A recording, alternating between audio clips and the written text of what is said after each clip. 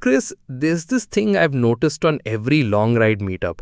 Before anyone even talks about routes or chai stops, there's always that one guy adjusting his giant windscreen like it's a NASA heat shield. Hmm. And then, right next to him, there's the other fellow. No windscreen, just sunglasses, jacket unzipped, looking like he's personally trying to outstare the wind into submission. Yeah, mate, I've clocked that too. You've got the Fortress on Wheels crowd on one side and the Raw and Pure, Let the Wind Baptize Me crew on the other. Both equally convinced the other group's doing it wrong. Exactly. And I've been both those blokes.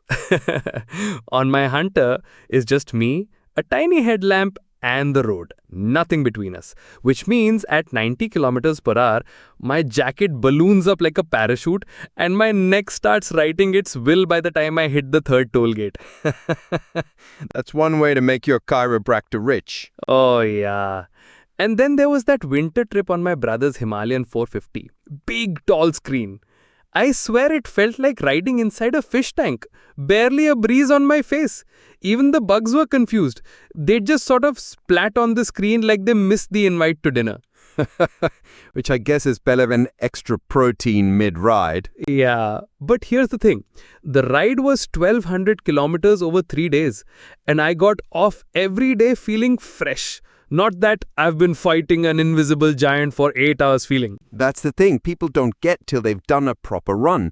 Wind fatigue is real. At highway speeds, that constant push against your chest and head, it's like lifting a dumbbell with your neck for hours. Exactly. And with the Bear 650, oh man, this bike isn't just another parallel twin. It's a touring capable ADV straight out of the box. You get that tall stance, the comfy seat, those long legs, and then Aadi sticks this tiny little flyscreen on some variants. Functional for city runs, yeah, but the minute you're cruising at 100, wind's punching you square in the sternum like you owe it money. So we're basically looking at three camps here. The no screen or tiny screen purists, the short screen realists, and the tall screen highway kings. Yup, and the debate gets heated. Pun intended. Short screen guys will tell you tall ones look ugly or ruin off-road visibility. Tall screen riders will swear short ones are pointless above 80. And both of them will secretly eye each other's setups when they stop for chai. Human nature, mate. And here's what I think, and we'll get into this deeper. It's not about tall versus short as some ego contest. It's about matching the screen to your height, your riding style, and the kind of roads you're actually on. A 6-foot rider on a tall screen gets a totally different result than a 5'7" guy on the same setup. And that's where I think most riders get it wrong. They buy what looks right in the showroom, not what's going to feel right 300 kilometers later. Exactly. So today, mate, we're going full deep dive. Tall versus short windscreen on the Bear 650. Not just brochure talk, but real-world stuff.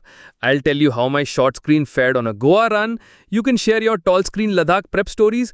And maybe by the end of it, folks listening can make the right call for their own rides. And maybe, just maybe, we save someone from spending $7,000 on a screen that turns their helmet into a bubblehead.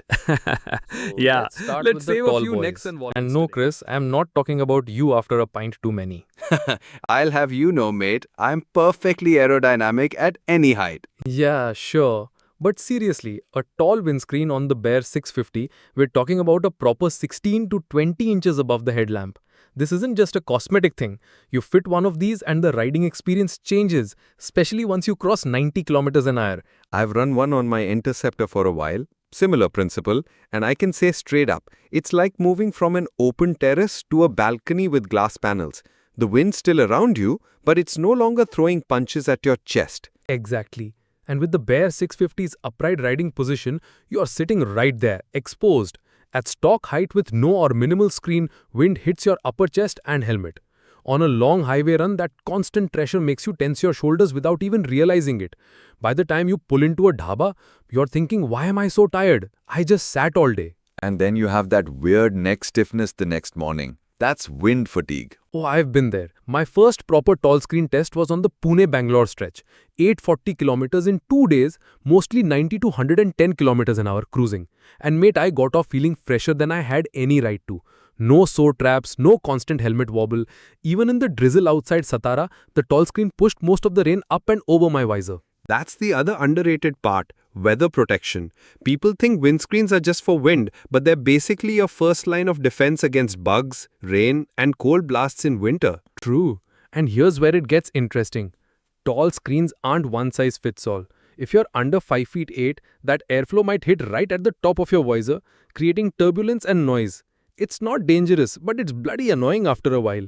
That's when you either tweak the angle of the screen or, my favorite trick, add one of those little clip-on deflectors at the top. Looks a bit like a GoPro mount, but it changes the airflow path completely. Yeah, you can fine-tune where the wind goes. And with the Bear 650's bracket options, you can get adjustable mounts that let you tilt it forward or back. That 2-3 degrees can be the difference between a smooth, quiet ride or feeling like your helmet's being shaken by a toddler. The only drawback, if I'm being honest, is aesthetics. Some folks think tall screens look bulky on the Bear's front end. Yeah, but here's my take. When you're 500 kilometers into a trip, you stop caring about whether your bike's silhouette looks sexy to passing truck drivers. Comfort wins. True. Although, fair warning, if you're doing a lot of off-road work, a tall screen can get in the way when you're standing on the pegs. You've got to lean forward a bit more to see the trail ahead. Which is why, mate, I think tall screens are best for riders who are 70% highway and 30% everything else. If your calendar's full of long-distance runs, high-speed touring, or even cold-weather commuting, a tall windscreen is a proper investment. And don't cheap out. Get a quality one with UV resistance and anti-scratch coating because trust me, nothing's worse than staring through a hazy, yellowed screen after one monsoon season. Exactly. And one last tip before we move on. If you're tall, don't just look at screen height. Look at how far forward it mounts. The distance from your helmet changes how the airflow hits you. Right. And that's the tall screen story. Big comfort payoff, a few visual trade-offs, and some setup tweaks to get it just right. Next up, we're gonna talk short screens because honestly, they're not just a budget or default option. They've got their own strengths, especially for city and trail riders. And I've got a few didn't see that rock coming stories to prove why Into the short sometimes screen camp. less And is before anyone thinks, that's the compromise option. Nah, mate, it's not. It's actually the one that makes the Bear 650 look the most like a ready for anything ADV without adding bulk. Yeah, I'll admit, visually, a short screen keeps the bike's face sharp. You're looking at 6 to 10 inches above the headlamp, enough to take the wind blast off your chest, but your helmet's still in the airflow. Which for a lot of riders is actually a good thing, especially if you're mostly under 80 kilometers per hour, city commutes, weekend breakfast runs, or trails where you're up on the pegs half the time. Exactly, and let me tell you, on off-road stretches, I've seen tall screens get muddy, scratched, and even cracked from low branches. With a short screen, you've got way more forward visibility. Yeah, that's key. When you're standing and looking ahead, you don't want to be peering through a plastic sheet. My first trail run with a short screen on the Himalayan taught me that. It was a rocky climb in Chikmagalur and I had to really shift my weight forward. If that'd been a tall screen, I'd have been banging my helmet into it. And the airflow with a short screen is nice and clean. No weird buffeting around the visor. Sure, you're getting wind in your face, but at moderate speeds, it's not exhausting. Plus, you still get a bit of protection. The chest stays mostly free from direct impact, and if you pair it with a good visor or goggles, you're sorted. Now here's the height game again. If you're under 5'8", the short screen will throw wind right around your upper chest or neck. If you're taller, say 6 foot, it'll hit lower, so it feels more like a permanent half-fairing bike. And because it's smaller, the Bear 650 feels more nimble with it. You're not getting that slight sail effect in crosswinds like you sometimes do with tall screens. Also, I know people don't talk about this enough, but a short screen is way easier to clean and maintain. You're not spending 10 minutes after every ride polishing a big slab of acrylic. Yeah, and cost-wise, they are usually cheaper. You can get a well-made short screen with proper mounts for half of what a tall screen costs. But, and here's the flip side, on long highway hauls, the short screen's limitations show up quick. Above 100 kilometers per hour, the wind pressure starts building on your neck and shoulders. If you've got 3 days of riding ahead, that adds up. Right, which is why I keep saying it's about your ride profile. If you're city plus trails with an occasional highway run, short screen all day. If you're touring constantly, go tall. And hey, there's no law saying you can't own both. Some guys actually swap them out seasonally. Yep, I know a rider from Kochi who runs a tall screen for monsoons and winter, then swaps to short for summer and trail rides. Takes him half an hour with basic tools. That's the beauty of the Bear 650. The platform is so adaptable. Alright, so verdict time, tall screen if you want max comfort, weather protection, and long haul ease. Short screen if you want clean airflow, better off-road visibility, and a sleeker front end. And whatever you pick, invest in good mounting hardware. A rattling windscreen and 100 kilometers per hour will drive you mad. Yeah, and make sure you can adjust the tilt because 2 degrees can be the difference between this feels nice or why does my helmet sound like it's in a washing machine. Well put. Alright, mate. Next episode, we are talking panniers for the Bear 650. Hard case versus soft. That one's gonna be fun. Oh, I've got a story about losing a bungee cord Here's at the thing. 80 kilometers No per matter hour. what that you pick, won't want. tall or short, the best windscreen is the one you forget is even there while you're riding. Yeah, because that means it's doing its job without messing with your focus. Exactly. The wrong windscreen makes itself known. It rattles, it sends air straight into your eyes, or it blocks your view when you need it most. And in my book, that's just as bad as running without one. And the Bear 650 makes it even more noticeable because the rest of the ride is so sorted. That 648cc twin is smooth, the suspension's forgiving. So if the wind's annoying you, you really feel it. Here's my practical tip. Don't just go by the catalog photo.